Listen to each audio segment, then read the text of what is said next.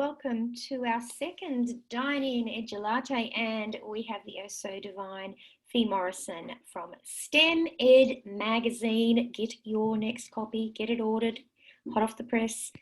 Amazing, amazing, amazing. Today we're going to be chatting about STEM as a pedagogy with Fi. Before we start, I wanted to acknowledge that I am recording and hosting this webinar from the lands of the Yuin people. I also acknowledge the traditional custodians of the various lands on which you all work today and the Aboriginal and Torres Strait Islander people participating in this webinar or meeting. I pay my respects to elders past, present and emerging and celebrate the diversity of Aboriginal peoples and their ongoing cultures and connections to the lands and waters across our country. My name's Beck, Keough, and I'm so excited to be here with you tonight. Just a quick flash of our agenda. I won't bang on about it too much because you are all intelligent people and you can read clearly that we have a lot on tonight. As I said, Fi's joining us tonight, and I'd like to welcome everybody who has joined into the session this evening. Special shout out to Steph, who hosted our last session as well. It was amazing. And I know Fi actually joined in last time. I might tag her on the shoulder for a name it, claim it and explain it to see if there's something that she grabbed onto during Steph's session to maybe share something that she got out of it and put into action. I think what I love about the session with Student Voice is realising that students of all ages can be involved in Student Voice. I think sometimes it can be easy to think, oh, younger students can't have a voice in terms of taking action in their classroom or beyond their classroom.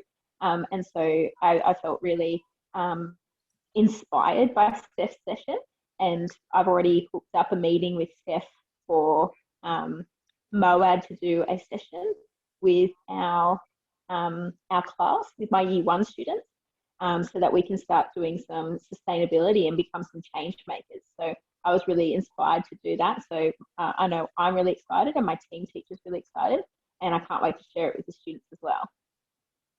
Thanks, Fi. If you have used maybe the fantastic little one-pager giveaway that Steph provided, we'd love to hear from you. Tag it on Facebook or on Twitter, talk about it. Make sure you tag Steph in and Fi. I know Fi would be keen, and myself. We all want to hear what you thought about it all. So let's move on to tonight's session. And what is STEM as a pedagogy? And this is a question I know a lot of educators wonder about. And the notion of STEM itself as not just this standalone thing that we teach, but actually a way of teaching. So I've just popped in a little clip to give us a little intro before I hand the reins over to the oh so divine Fi. The STEM framework principle of quality and rigour relates to learning which is aligned with relevant curriculum frameworks. It is important that the learning is pitched at the appropriate level, that it's centred around an authentic challenge, and that it's open-ended.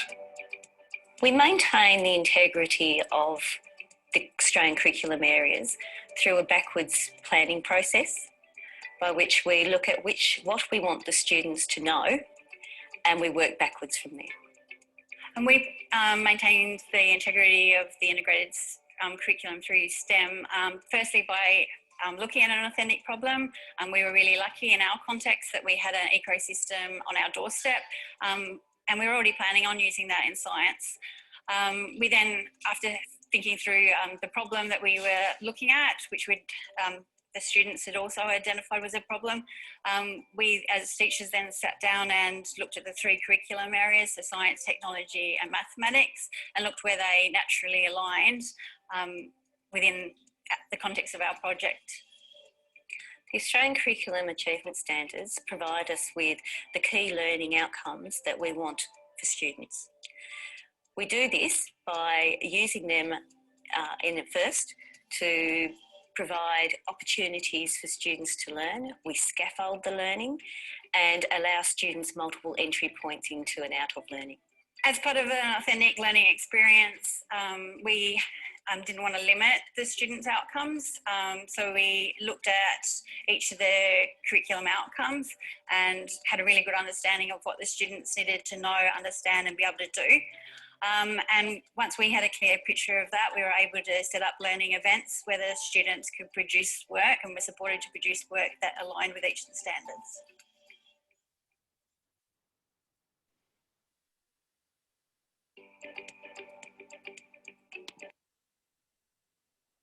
So that little clip's just a brief intro as to a bit of around STEM, and I would love to introduce the oh so divine Fi now and hand the reins over to her to chat all things STEM and particularly STEM as a pedagogy. Welcome, Fi, and thank you so much for joining us.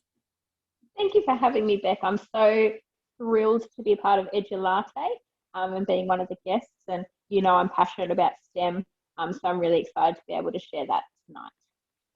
So we'll move on to the next slide. Thanks, Beck.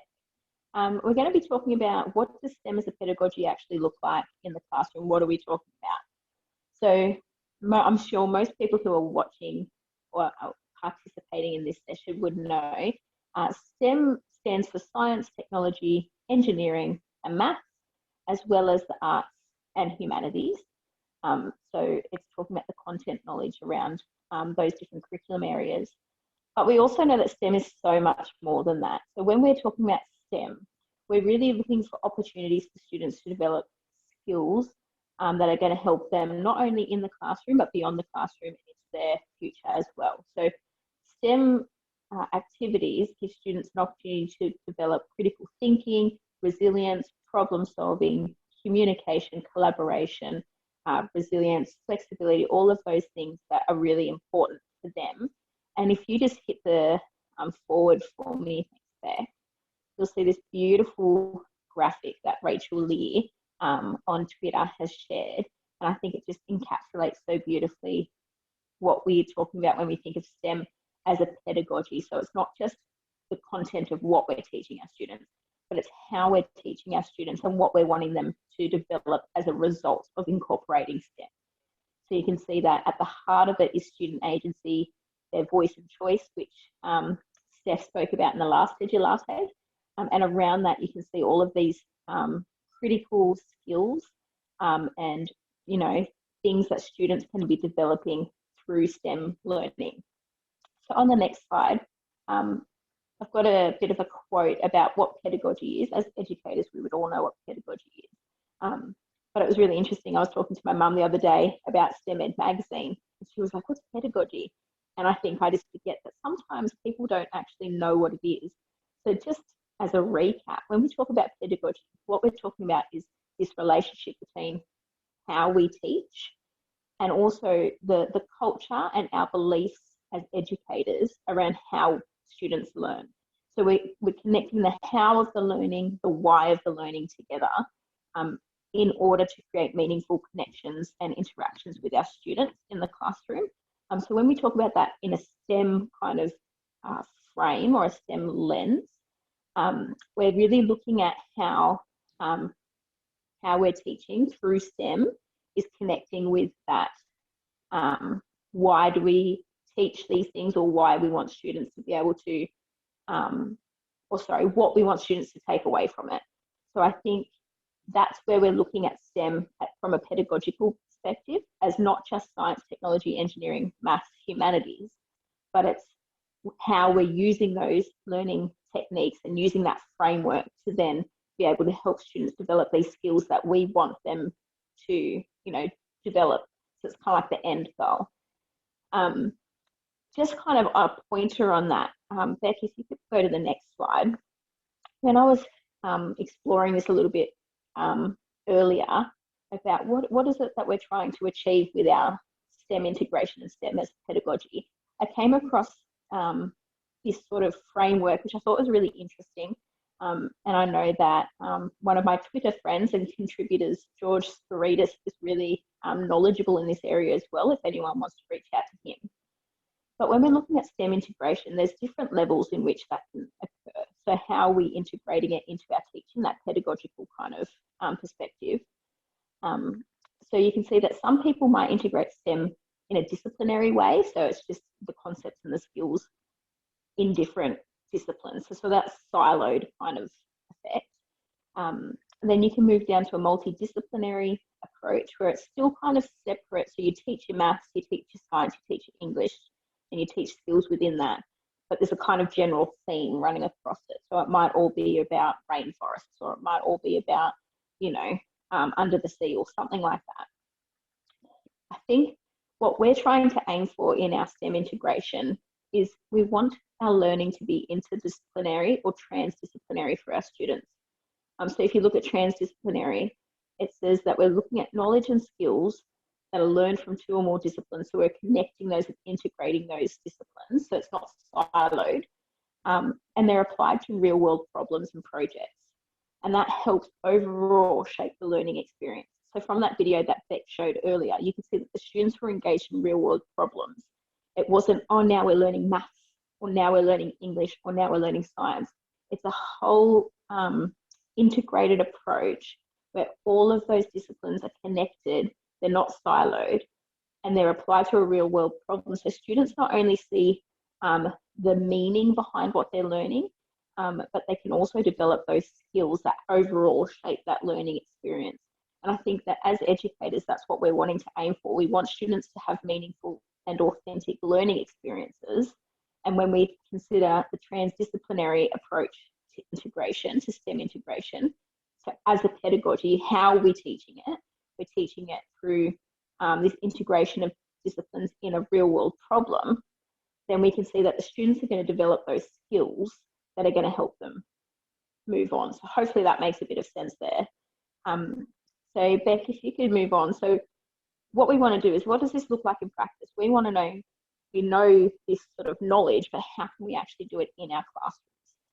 So obviously we're always looking for opportunities for group work. We want the students to collaborate with each other, take responsibility of their learning, and again, they can have voice within that, which is the third dot point. Going with an inquiry-based approach. So again, it's that real-world problem. Students are finding something in their experience that they want to learn more about, and they're able to unpack that through an inquiry approach. And the work of Trevor McKenzie and Kath Murdoch in that area is phenomenal, and I highly recommend people really delving into that, because it will really help you understand not only what inquiry learning is, but the importance of it and how to do it. We're looking for student voice in our classrooms. So it's not the educator up the front dictating what students are going to be doing, but we're allowing students to have a say in what they're learning, how they're learning in the learning environment. And lastly, looking at design thinking, which I'm going to unpack very soon as well. I think design thinking is a great way to integrate STEM as a pedagogy. I think that it allows the students to unpack their own learning, and it helps them to work through a process to find a solution to a real world problem, which is what we were talking about before. So I've got some examples on the next couple of slides. So here you can see this is some of the STEM learning that students have done in my school. So I teach Year 1 in a Sydney school. We've got some problem solving, some collaboration in these activities. So on the left, the 2 on the left are blue bot mazes that the students created, and they worked in groups to sort of create their own maze and program the robot to go through the maze. I would say that this isn't necessarily transdisciplinary STEM learning, but I think that there's still experiences that enable students to be able to work together. They had resilience because when their maze didn't work, they had to keep trying. The flexibility, there was a lot of compromise involved as well. They had to compromise with each other if one person wanted to do something and the other person wanted to do something else. So they're little ways that students can start to engage in STEM from like the younger ages. But I think, as I said before, design thinking is a fantastic way of incorporating STEM into your classroom and thinking of it as a pedagogy, not just standalone activities such as these. So Beck, if you could go to the next slide. there's a video. Oh, sorry, no, the video is the next one.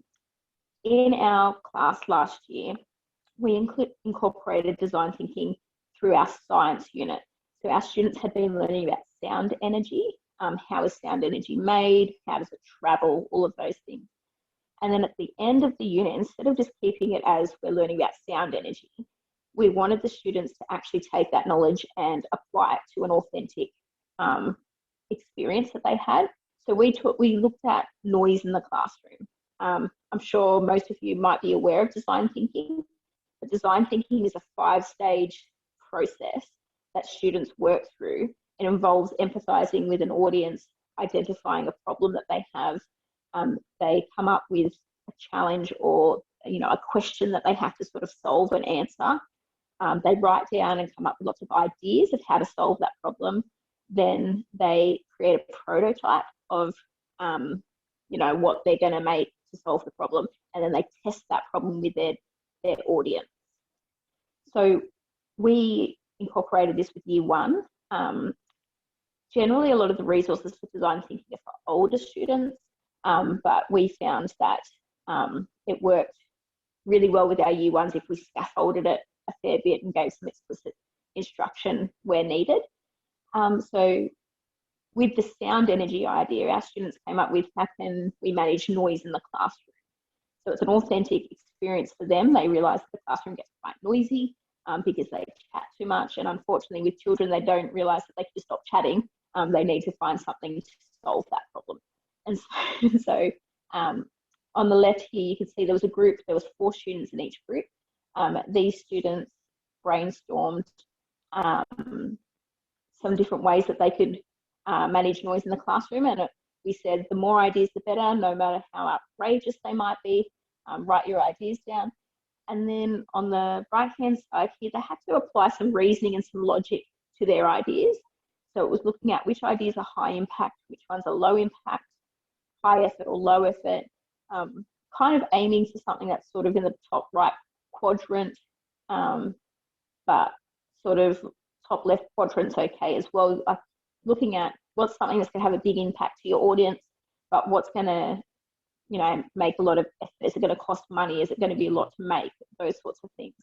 So you can see that the students were able to sort of start putting their ideas on that framework. So we were doing this in class last year. The students were loving it. They were really engaged, and then COVID happened. And so they finished the rest of the process in remote learning. So on the next slide, there's a video of a student who's sharing her idea of what she was going to make and what her prototype.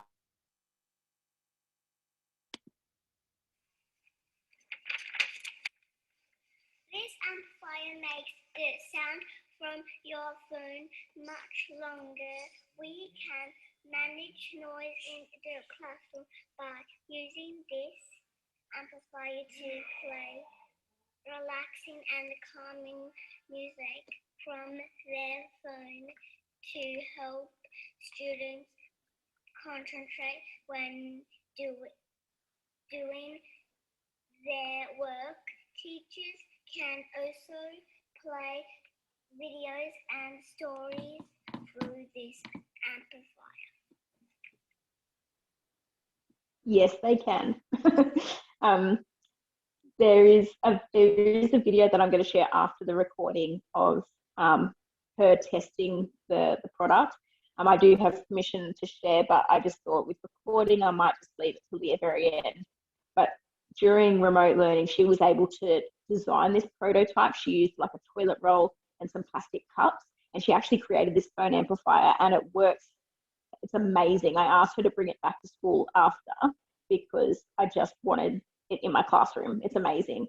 But you can see that this student has been able to take on her learning from the science, the content of the science learning of sound energy. She understood the vibrations and how they travel, and she's able to then apply it to her ideas in the design thinking process to then create a prototype to test to a real world authentic experience.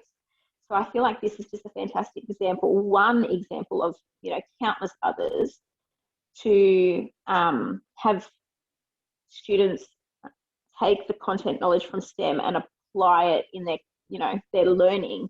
So when we're looking at STEM as a pedagogy, you can see that that learning has transformed into developing those skills that they can further develop later in life. So I think the next slide, yeah. So when we're looking at lower, middle and upper grades, when we're thinking about not only incorporating STEM as content knowledge, but how can we incorporate STEM in ways that are going to help students develop these skills. The lower grades, our small kind of latte here, which is sort of my year one's sort of age group. I put down here, keeping it to some simple tasks. So I find that my students actually work quite well at the moment with those standalone lessons, or like a couple of lessons, just because, their attention span's a bit shorter, their patience is a bit shorter. Trying to carry on a massive project can sometimes be a bit tiring for them. So we keep the tasks simple and explicit, and trying to help them, but also in a way that's slowly releasing control. So with the design thinking, when we first did it, it was very scaffolded because we wanted them to learn along the way. And then as they've done it again, we slowly let them take more control on how they were doing the process with those sorts of things. We do a lot of group work with our younger grades, but of course that's something that continues throughout. And also having a guided inquiry. So in Trevor Mackenzie's work, he has this great visual of sort of having different levels of inquiry. I think sometimes when you hear inquiry learning, you think, oh, it's just students independently going and doing their own work the whole time. And that can be quite daunting when you think about your 5 and 6 year olds trying to go off and research by themselves. But when we think about guided inquiry, it's actually, there are a lot of parts that are actually scaffolded and supported by the teacher as students go to research. So it might be you're finding some resources for them. The students are flicking through to find answers from. It might be the teacher sort of giving some help around inquiry questions and things like that. So going from that guided inquiry, and then when you go to the middle grades and the upper grades, sort of again slowly releasing that control so that the students can then do independent inquiry. They've learnt those skills from early on, and then they're transferring it as they get older. In the middle grades, that design thinking is perfect for your stage 2 and stage 3. As I mentioned before, I've obviously done it with year 1, but it involved quite a lot of support from teachers and re-emphasising and re-explaining things. But the sort of sweet spot for design thinking kind of goes from stage 2 onwards. And then with the upper grades, having students enter things like competitions. There's lots of robotics competitions around, like Beck robotics and things like that. Even just mathematics competitions are just ways that the students can understand that it's not just what they're learning at school is important, but having a look at what are other things out there that I can contribute to, and I can feel a sense of achievement and accomplishment, even just participating in it and realizing that they can access those things, I think is really important.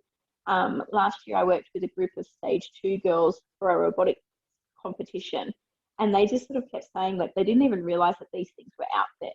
But once they realized they were out there, they wanted to put in the work to develop their skills for working in a group and develop their coding skills and things like that, where they realize that they can actually achieve something or aim for something more. So I think it kind of gives, again, that meaningful and authentic experience for them, as well as looking at the design thinking, but with a global context. So perhaps looking at your sustainable development goals.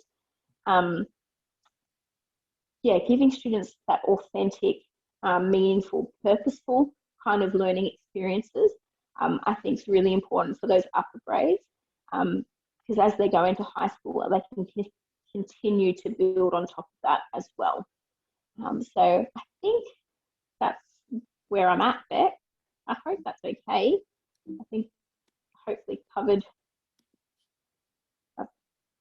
Yeah. You've nailed it. It's amazing. Thank I'm not sure if anyone out there in internet land has any questions for you, Fi.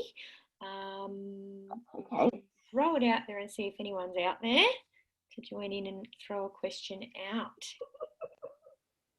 Hey, I've got a question for you. Yeah, sure.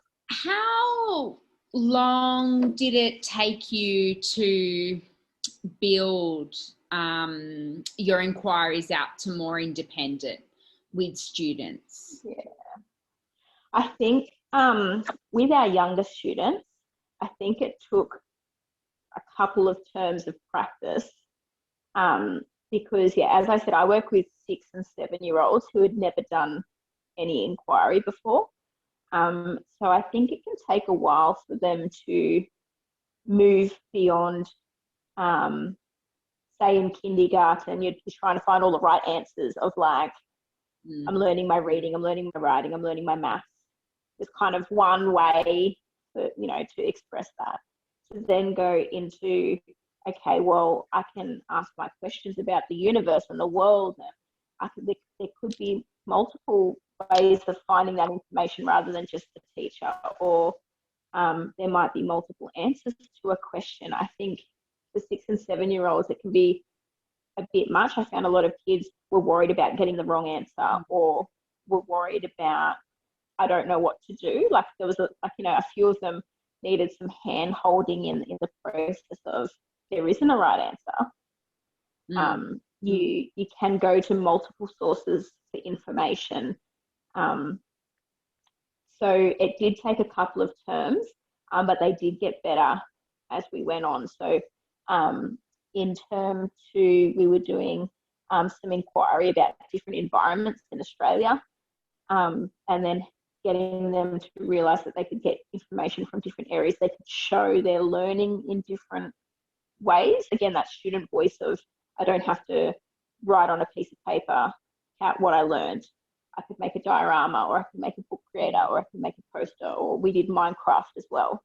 So giving students those options and realising that there's not just one right answer to things sometimes. It took a couple of terms, and that was for the younger students. So I think older students possibly might be able to get it sooner. But I think it also just depends on the student and your school context and how familiar they might be with inquiry as well. For your school, is this a whole school approach? Or no, are other teachers doing STEM, or is it mostly you and your teaching partner? Yeah, so there's other teachers who do STEM. I think though it's still more in that disciplinary approach.